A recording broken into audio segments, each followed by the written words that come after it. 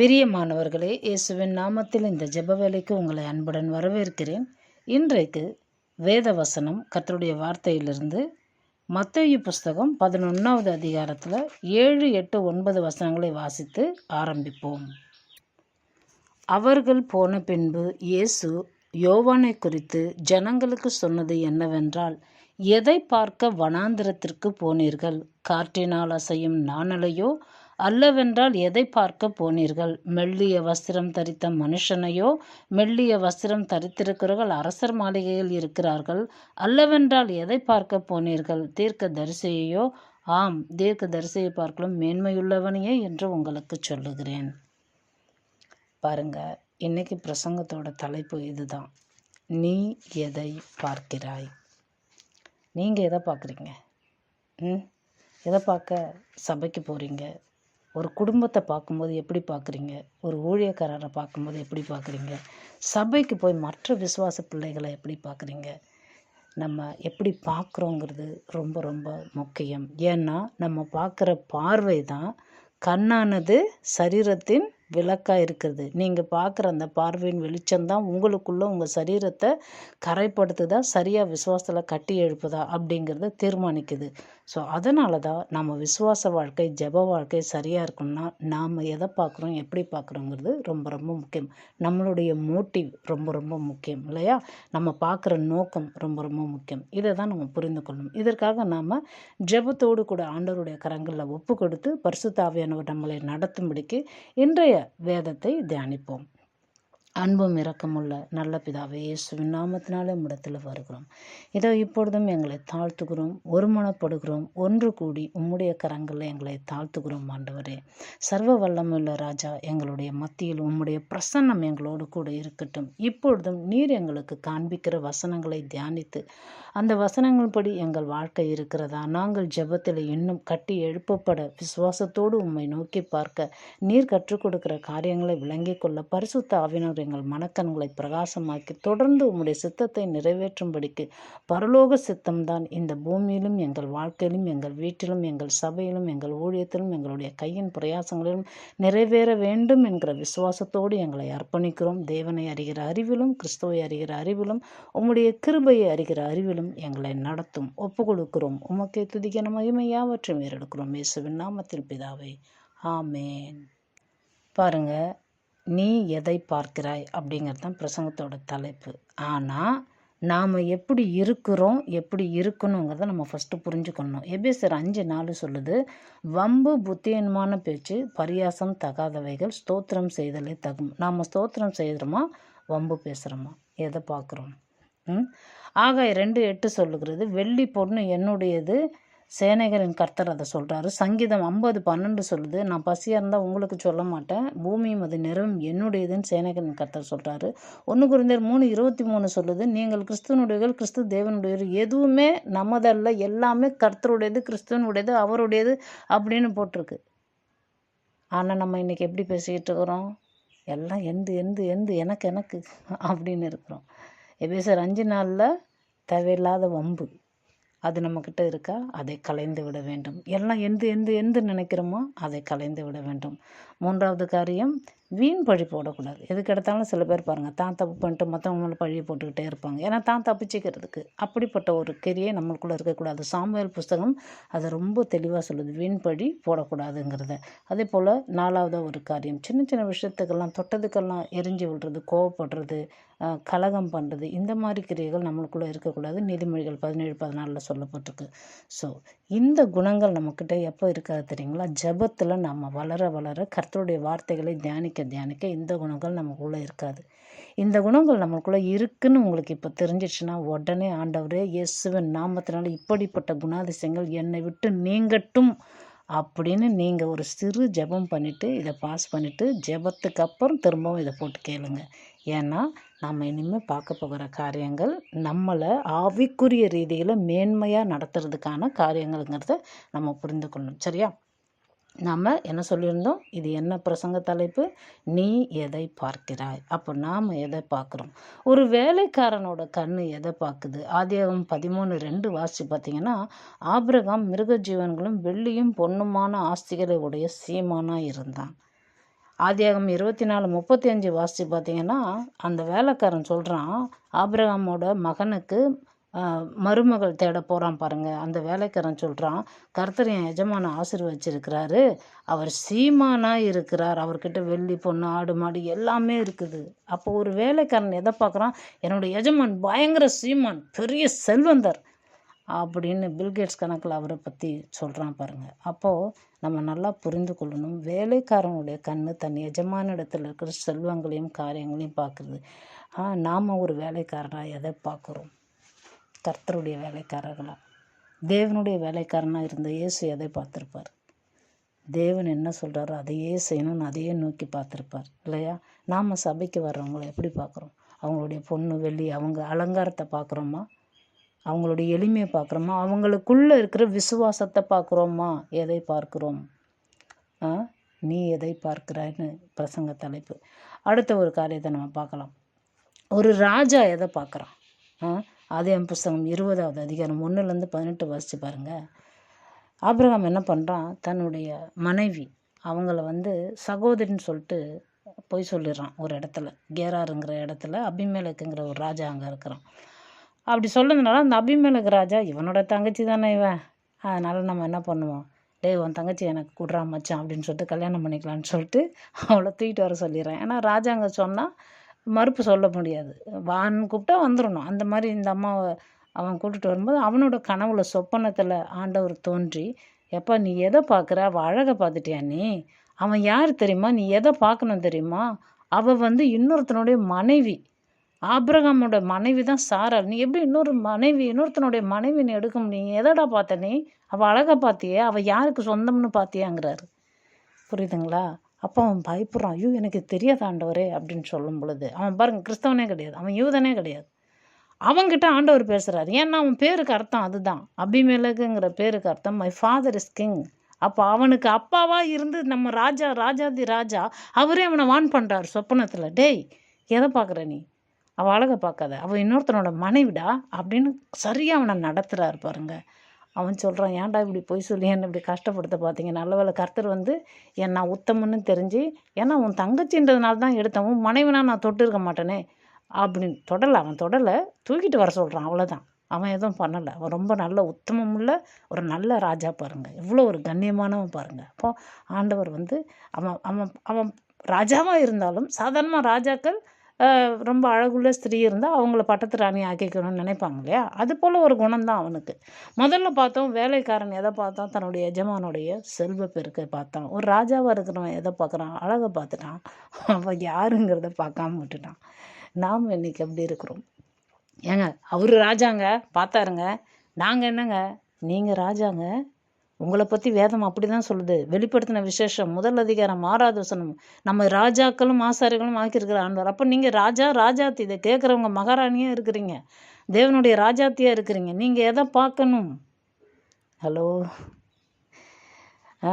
அதெல்லாம் புரிந்து கொள்ளுங்கள். அப்போது ஒரு குடும்பத்தை பார்க்கும் பொழுது எதை பார்க்குறோம், அவங்கக்கிட்ட எவ்வளோ சொத்து இருக்குது, அவங்க எவ்வளோ அழகாக இருக்குங்க, அவங்களுக்கு எவ்வளோ ட்ரெஸ் வச்சு அப்படி பார்க்காதீங்க, அவர்களுக்குள்ளே இருக்கிற விசுவாசத்தை பாருங்கள். ஏன்னா இதே சாராளை குறித்து, இதே ஆபிரகாமை குறித்து என்ன சொல்லப்பட்டிருக்கு புதிய ஏற்பாட்டில்? ரோமர் புஸ்தகம் 4வது அதிகாரம் 18-22 வாசி பார்த்தீங்கன்னா, அவங்க கர்ப்பம் செத்து போனதை கூட அறியாமல் அதை பற்றி பெருசாக எடுத்துக்காமல் ஆபிரகாம் என்ன பண்ணுறான்னா தன் விசுவாசத்தில் உறுதியாக இருந்தான்னு போட்டிருக்கு. அப்போ பாருங்கள், விசுவாசத்தை பார்க்கணும், பிரச்சனையை பார்க்கக்கூடாது. தேவையில்லாத காரியங்களை போய் மூக்கணும் அழிச்சு அதை பார்த்துக்கிட்டு இருக்கக்கூடாது. எதை பார்க்கணும்? ஒரு மனுஷனை பார்க்கும் பொழுது அவனுக்குள்ளே இருக்கிற விசுவாசத்தை பார்க்கணும். ஒரு குடும்பத்தை பார்க்கும்போது இந்த குடும்பம் கர்த்தருக்காக எப்படி எழும்பி பிரகாசிக்குதுங்கிறத தான் பார்க்கணும். நாம் எதை பார்த்துக்கிட்டு இருக்கிறோங்கிறத கவனமாக இருங்கள். சரி, நம்ம ஆண்டவராகிய இயேசு கிறிஸ்து, இயேசுவாகிய ராஜா, அவர் தேவனுக்கு பிதாவுக்கு வேலைக்காரனாக அவர் இந்த பூமியில் வராரு, ஊழியம் செய்கிறாரு. அவர் எதை பார்த்தாரு?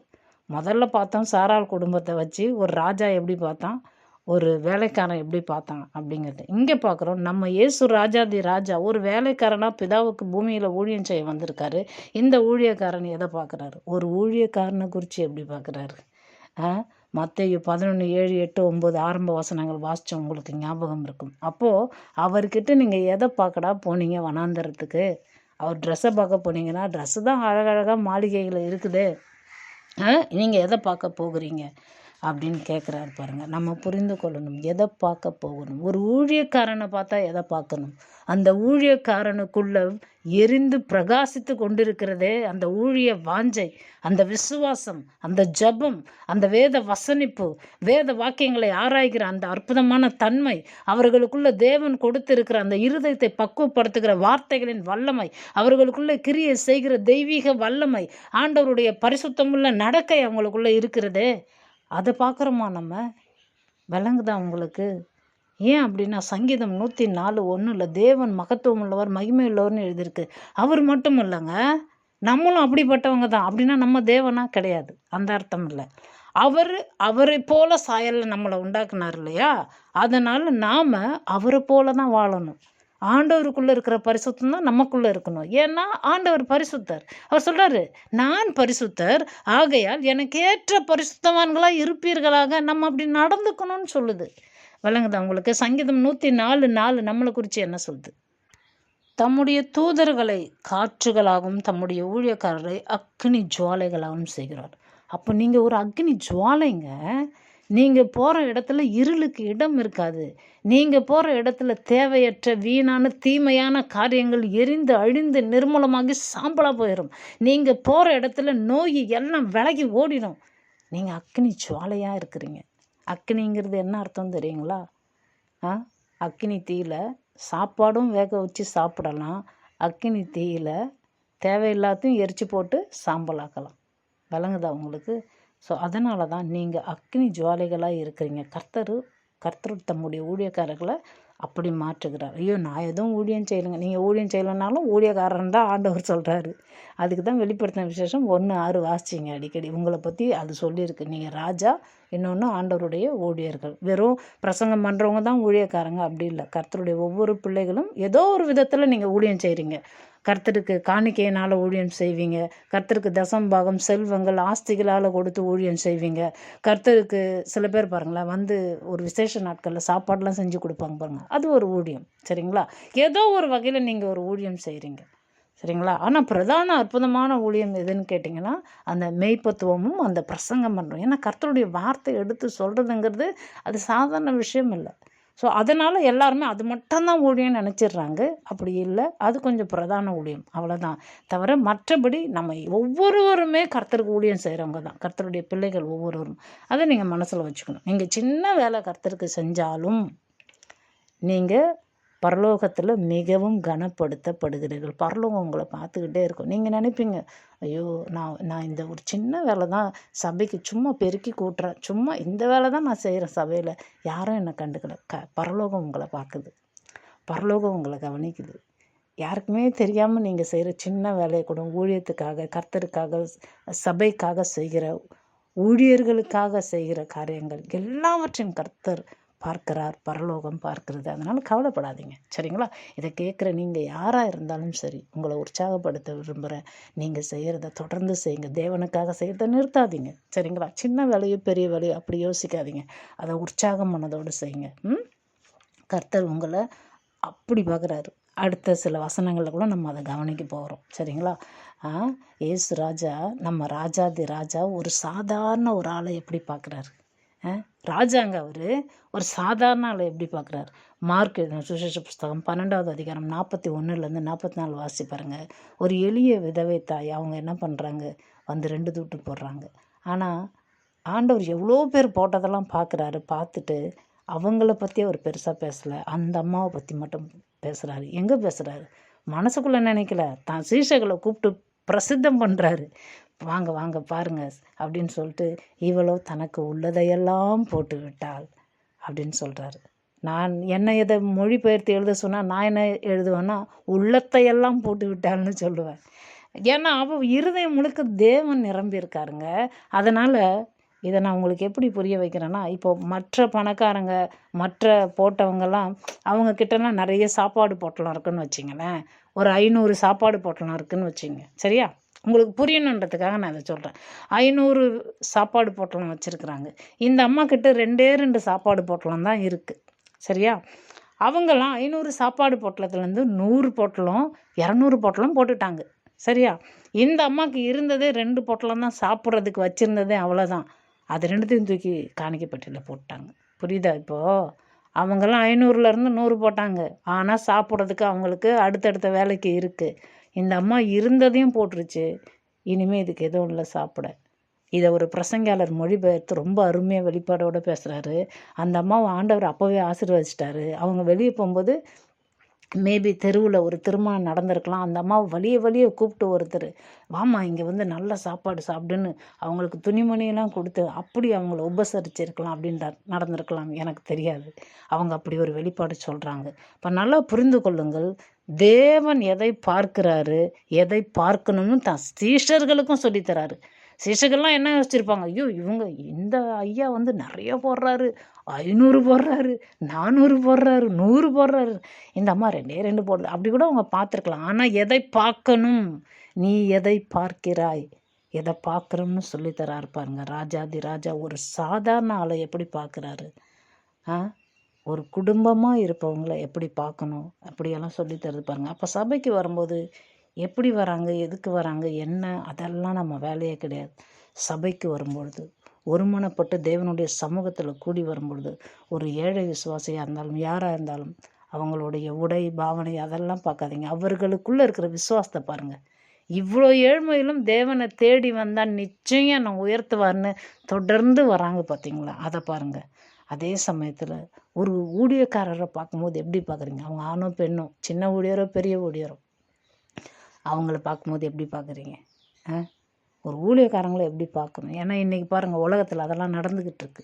ஸோ நாம் நம்முடைய சபை கர்த்தருடைய பிள்ளைகள், இந்த போதனையை கேட்கிற ஒவ்வொரு கிறிஸ்தவ விசுவாச பிள்ளைகளும், தேவனை உண்மையாய் நம்புகிறவர்கள் ஒவ்வொருத்தரும் நாம் எதை பார்க்கணும்? ஒரு ஊழியக்காரர்களை பார்க்கும்போது, ஒரு குடும்பத்தை பார்க்கும்போது இவர்களுக்குள்ள ஒரு தெய்வீகம் இருக்குது, ஒரு காரியத்தை தேவன் இவர்களுக்குள்ளே கட்டி எழுப்பிட்டுருக்கிறாரு, இவங்களுடைய ஆவிக்குரிய ரீதியில் இவங்க அற்புதமாக வளர்கிறாங்க. அப்படி பார்க்குறீங்களா, வேறு எதை பார்க்கிறீர்கள்? ரொம்ப கவனம். நீங்கள் பார்க்குறத கர்த்தர் பார்த்துருவார். நீங்கள் எதை பார்க்குறீங்களோ அதை கர்த்தர் பார்த்துருவாருங்க. அந்த அம்மா யாரும் பார்க்கல, தேவனுக்கு தெரியும் அப்படின்னு போட்டாங்க. ஆனால் அதை இயேசு பார்த்தார், தன்னுடைய சீஷர்களையும் பார்க்க வச்சார், சொல்லி கொடுத்தார். இப்போ நீங்களும் நானும் எதை பார்க்குறோம்? ஏன்னா எதை பார்க்கணுமோ அதை பார்க்கக்கூடாதுன்னு நம்ம கண்ணை திருப்புறது, நம்மளோட மனசை குடஞ்சி வேறு மாதிரி மாற்றுறதெல்லாம் பிசாசுடைய தந்திரம்ங்கிறதை கிறிஸ்தவர்கள் புரிந்து கொள்ள வேண்டும். எதை பார்க்கணுமோ அதை பார்க்க விடாது பிசாசு, தேவையில்லாதெல்லாம் பார்க்க வைக்கும். புரியுதுங்களா? நீங்கள் இதை விளங்கி கொண்டு உங்கள் ஆவிக்குரிய வளர்ச்சியில் உங்கள் ஜெப வாழ்க்கையை கட்டி எழுப்பும்போது நிச்சயமாக சொல்கிறேன், இந்த போதனை உங்களுக்குள்ள ஒரு மிகப்பெரிய மாற்றத்தை கொண்டு வரும் என்றால் அது பரிசுத்த ஆவியினர் உங்களுக்குள்ளே கிரியை செய்ய ஆரம்பித்து விட்டார். ஆண்டவர் உங்களை ஆவிக்குரிய அடுத்த கட்டத்திற்கு வல்லமையாக நிரப்ப அவர் ரெடியாக இருக்கிறார். நீங்கள் ரெடியாகிடுங்க. ஜெபிக்கலாமா? அன்பும் இரக்கமுள்ள நல்ல பிதாவே, இயேசுவின் நாமத்தினாலே உம்மிடத்தில் வருகிறோம். இந்த வேலையில் எங்களை தாழ்த்துகிறோம், ஒப்பு கொடுக்கிறோம். தெய்வீக தயவுக்காக நன்றி. சர்வ வல்லமையுள்ள ராஜா, இந்த வேலையில் எங்களோடு கூட பேசின வார்த்தைகளுக்காக நன்றி. ஒரு குடும்பத்தை பார்க்கும்பொழுது அவர்களுக்குள்ளே இருக்கிற விசுவாசத்தை பார்க்க வேண்டும் என்று கற்றுக் கொடுத்த தயவுக்காக நன்றி. ஒரு ஊழியக்காரரை பார்க்கும்பொழுது ஆண்டவரே, அவர்களுக்குள்ளே எப்படிப்பட்ட எரிகிற தீபம் போல எரிகிற அக்கினி ஜுவாலைகளாக அவர்களை மாற்றின தேவன் அவர்களை எப்படி நடத்துகிறார் என்பதை பார்க்க வேண்டும் என்று கற்றுக்கொண்டோமே, அதற்காக நாங்கள் நன்றி செலுத்துகிறோம். ஒரு சிறு சாதாரண எளிய ஒரு மனுஷனை பார்க்கும்பொழுது, மனுஷியை பார்க்கும்பொழுது ஆண்டவராகிய இயேசு கிறிஸ்து எப்படி அந்த விதவை தாயை அவர்களுடைய இருதயத்தை அவர்களுடைய விசுவாசத்தை பார்த்தாரோ, அதே போல் நாங்களும் மற்றவர்களுக்குள்ள எளியவர்களுக்குள்ள இருக்கிற மகா பெரிய தேவன் மீது அவர்கள் வைத்திருக்கிற விசுவாசத்தை பார்க்கும்படிக்கு அந்த பரிசுத்த விசுவாசம் எங்களுக்குள்ளும் ஆண்டவரை இன்னும் அதிகமாய் வர்த்திக்க பண்ணும்படி எங்களை தாழ்த்துகிறோம். இதை கேட்டுக்கொண்டிருக்கிற ஒவ்வொரு பிள்ளைகள், பார்த்து கொண்டிருக்கிற ஒவ்வொரு பிள்ளைகளும் இயேசுவின் நாமத்தினால் நம்முடைய கரங்களில் ஒப்பு கொடுக்கிறேன். ஆவிக்குரிய அடுத்த கட்டத்திற்கு இவர்களை அழைத்து செல்லுவீராக. விசுவாசத்தில் இன்னும் வல்லவர்களாக மாறும்படிக்கு ஒரு குடும்பத்தை, ஒரு தனிநபரை, ஒரு ஊழியக்காரரை பார்க்கும்போது இவர்கள் பார்வை எப்படி இருக்க வேண்டும் என்பதை நீர் கற்றுத்தருவீராக. சகலத்திலும் தேவனை முன்பாக வைத்து கர்த்தருக்காக வைராக்கியமாய் நின்று விசுவாசத்தில் இன்னும் அதிகமாய் ஆண்டவரை இவர்கள் பலன் பெற உதவி செய்வீராக. இயேசுவின் நாமத்தினாலே ஒவ்வொருவரும் உடைய கரங்களை ஒப்பு கொடுத்து ஆசீர்வதிக்கிறேன் பிதாவே. ஆமேன். இயேசு நல்லவர், பாட்டு பாடுங்கள், என்றும் நல்லவர். தாளம் போடுங்கள், இயேசு நல்லவர். பாட்டு பாடுங்கள், என்றும் நல்லவர். தாளம் போடுங்கள். நம்முடைய கர்த்தராகிய இயேசு கிறிஸ்துவின் கிருபையும் பிதாவாகிய தேவனுடைய அன்பும் பரிசுத்தமுள்ள ஆவியானுடைய ஐக்கியமும் இப்பொழுதும் எப்பொழுதும் சதாக்களும் நம் ஆண்டவரும் இரட்சகருமாகிய இயேசு கிறிஸ்துவின் 2ஆம் வருகை மட்டும் நம்மோடு கூடவே இருப்பதாக. ஆமேன். God bless you.